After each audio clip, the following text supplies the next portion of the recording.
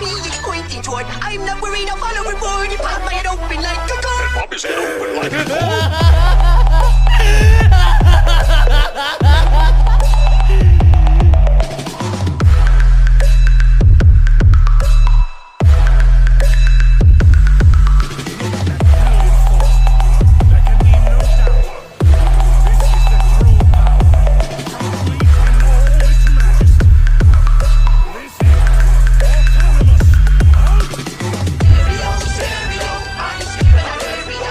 इस एपिसोड की स्टार्टिंग में हम देखते हैं वीस को। इस पॉइंट पर वीस अपने आप में काफ़ी ज़्यादा शॉक था क्योंकि उसने एक्सपेक्ट भी नहीं करा था कि कोई सयन, कोई गॉड ऑफ डिस्ट्रक्शन उसे 1v1 बैटल में टेक डाउन कर सकता है। इस पॉइंट पर वीस के माइंड के अंदर काफ़ी सारा अलग चीज़ें चल रही थी और यहाँ पर जो वीस है वो शांति से बैठा हुआ था कि तभी वहाँ पर वेडॉस आती है। जब वेडॉस वहाँ पर आती है वो वीस की तरफ देखती है और एक हल्की सी स्माइल करती है। वीस समझ जाता है कि दाल में कुछ ना कुछ काला है। फिर वेडॉस वीस से बात करना स्टार्ट करती है। वेडॉस यहाँ पर वीस से कहती है, मुझे ये सुनने में आया है कि तुम्हें तुम्हारा न्यू गॉड ऑफ डिस्ट्रक्शन कुछ खास पसंद नहीं है और मुझे भी मेरा गॉड ऑफ डिस्ट्रक्शन कुछ खास पसंद नहीं है। इस पॉइंट पर हम दोनों एक दूसरे की लोकेशन चेंज कर सकते हैं। इस पॉइंट पर तुम बन जाओ यूनिवर्स 6 के एंजल और मैं बन जाती हूँ यूनिवर्स 7 की एंजल। ये हम दोनों के लिए काफ़ी ज़्यादा अच्छा रहेगा। इस पॉइंट पर वीस वेडॉस के इस ऑफर को एक्सेप्ट कर लेता है क्योंकि इस पॉइंट पर जो वेडॉस है उसका जो यूनिवर्स है वहाँ का गॉड ऑफ डिस्ट्रक्शन काफ़ी हद तक वीरस की तरह नेचर रखता है और यहाँ पर वीस को चांपा के साथ काफ़ी अच्छा लगेगा कंपेयर टू ब्रोली और यहाँ पर जो वीस है वो हाँ कर देता है। जैसे ही वीस यहाँ पर वेडॉस के इस ऑफर को एक्सेप्ट करता है वेडॉस काफ़ी ज़्यादा खुश हो जाती है और वो वीस को थैंक यू कहती है। तभी जिस रूम के अंदर वीस और वेडॉस बात कर रहे थे उस रूम के अंदर अचानक से ब्रोली आ जाता है। इस पॉइंट पर जब ब्रोली वीस और वेडॉस इन दोनों को बात करता देखता है तब ब्रोली वहाँ से जाने लग जाता है। इस टाइम पर जो वीस है वो सवाल करता है कि आखिर तुम यहाँ पर क्यों आए।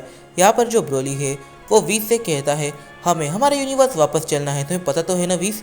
इस पॉइंट पर वीस कहता है कि अब मैं यूनिवर्स 7 में नहीं जा रहा हूँ क्योंकि अब मुझे यूनिवर्स 6 का एंजल बनाया गया है और अब यूनिवर्स 7 की एंजल है वेडॉस जो असल में यूनिवर्स 6 की हुआ करती थी। इस पॉइंट पर जो वेडॉस है वो ब्रोली से कहती है, तो ब्रोली सामा क्या हमें चलना चाहिए यूनिवर्स 7। इस पॉइंट पर जो ब्रोली है वो कहता है कि तुम्हें मेरे नाम के सामने सामा या फिर लॉर्ड लगाने की ज़रूरत नहीं है, अगर तुम मुझे सिर्फ ब्रोली कहोगी तो मुझे काफ़ी अच्छा लगेगा। इस पॉइंट पर वेडॉस और ब्रोली ये दोनों ही निकल जाते हैं यूनिवर्स 7 के लिए।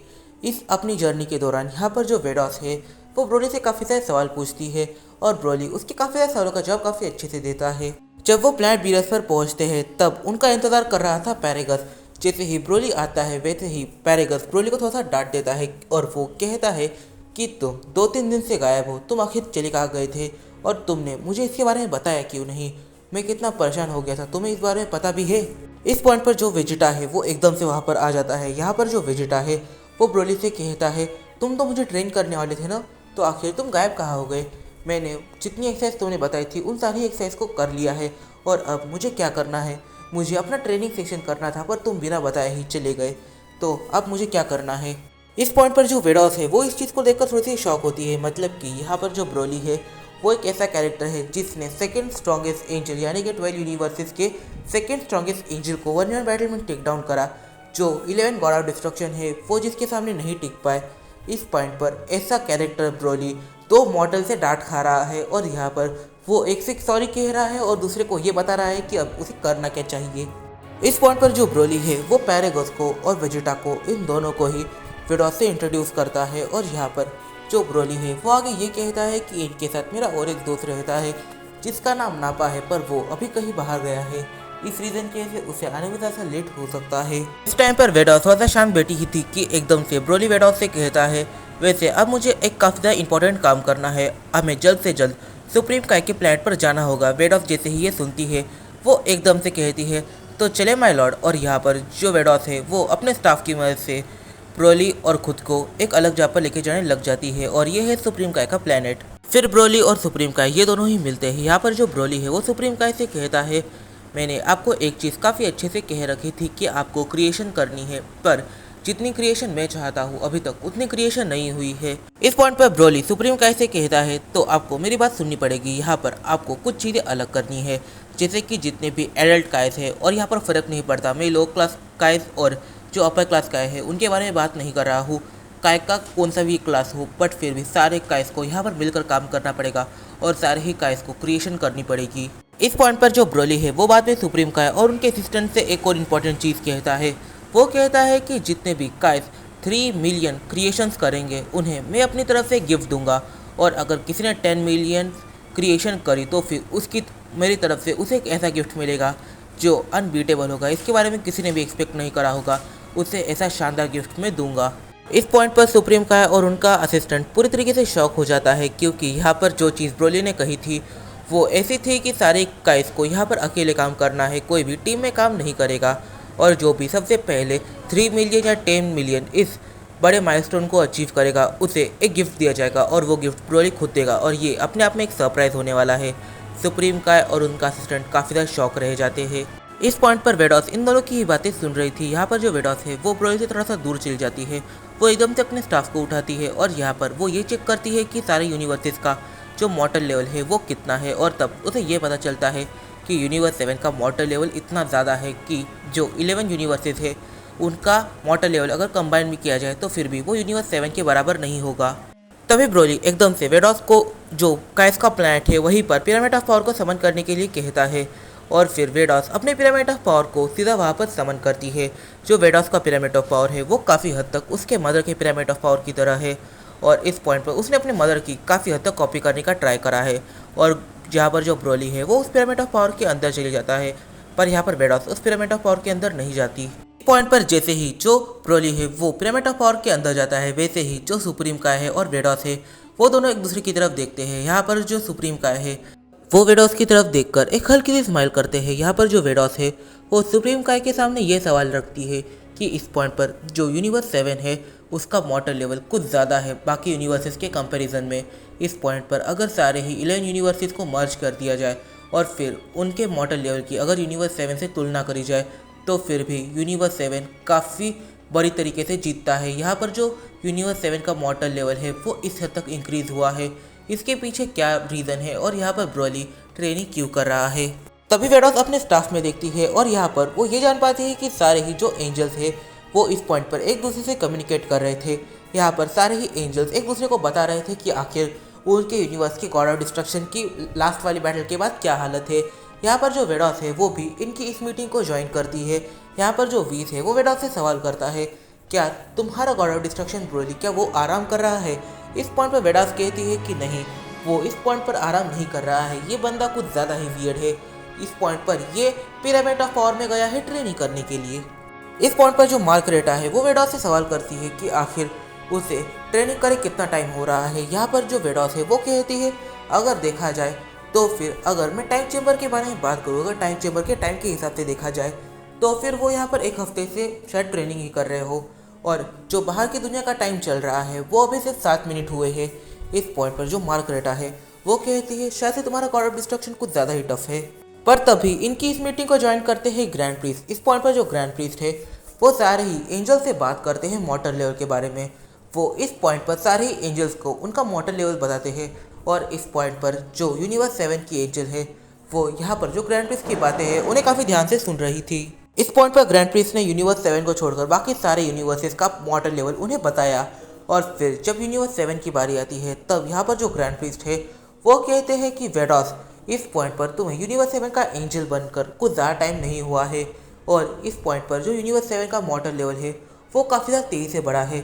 इस पॉइंट पर ग्रैंड प्रीस्ट मॉर्टल लेवल के बारे में कुछ ज़्यादा एक्सप्लेन नहीं करते, बट फिर भी यहाँ पर वो वेडॉस से ये कहते हैं कि तुम्हें इस चीज़ के लिए अप्रिशिएट करना चाहिए।